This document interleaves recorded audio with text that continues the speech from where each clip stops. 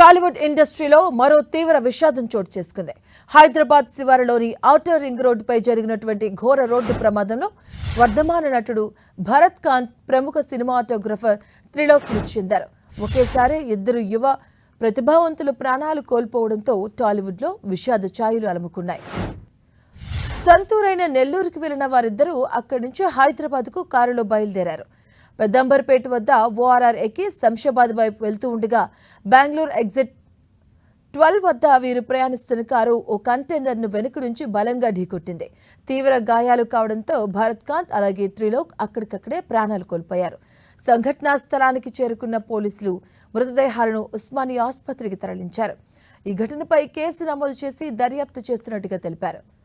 భరత్ కాంత్ ఇటీవల విడుదలైన టెనెంట్ చిత్రంలో హీరోగా నటించి ప్రేక్షకులతో పాటు విమర్శకుల ప్రశంసలు అందుకున్నారు. ఇక అంతకుముందు పలు చిత్రాల్లో సహాయ నటుడిగా తన ప్రతిభను చాటుకున్నారు. హీరోగా ఎదుగుతున్న తరుణంలోనే ఈ ప్రమాదం జరగడం ఆయన అభిమానులను కలిచివేస్తుంది. మరోవైపు మృతుల్లో ఒకరైన త్రిలోక్ పలు సినిమాలకు సినిమాటోగ్రఫర్గా పనిచేశారు.